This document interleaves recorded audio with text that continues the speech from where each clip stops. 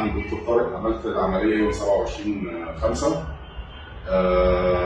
ومشيت على علاج. طبعا هو اهم حاجه الدكتور طارق بيقول لنا ان لازم مش مهم العمليه قد ما لازم فتره العلاج وانك تهتم بشعرك وتاخد العلاج في الوقت المطلوب وما توقفش العلاج، ولازم المتابعه لمده 6 شهور، وما توقفش، لازم تيجي عند دكتور طارق كل فتره عشان برضه يلاحظ الحاله ويبص على شعري، ويبص على ان التنبيت كويس والوضع كويس للشعر. فالحمد لله ده انا كده عامل العمليه بقالي 8 شهور ونص او 9 شهور لغايه 9 شهور. انا عامل العمليه يوم 27/5، ودي كانت قبل العمليه، كانت دماغي قبل العمليه، وده حاليا الوضع حاليا بعد 8 شهور ونص او داخل على 9 شهور. انا عامل العمليه يوم 27/5 اللي فات، ودي الصورة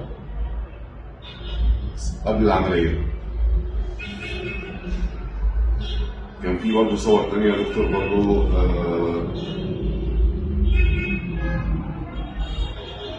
بص عليها، دي برضه كانت دماغي. كنت بعت أنا الصور دي لدكتور طارق عشان يحدد لي نوع العملية وإمتى وعدد البصيلات اللي هيتم زراعتها.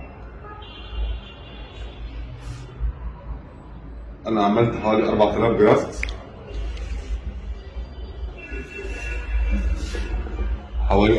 جرافت، والحمد لله أنا شايف إن الوضع كويس الحمد لله. ودي العملية بعد 8 شهور ونص أو داخل على 9 شهور من ساعة العملية.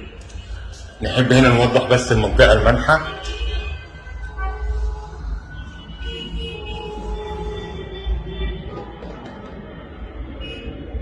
المنطقة المنحة الحمد لله ممتازة عنده.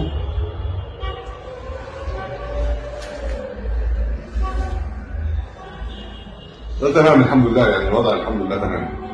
وبشكر الدكتور طارق جدا جدا على المجهود اللي بذله معايا. شكرا استاذ كريم. تحت امرك.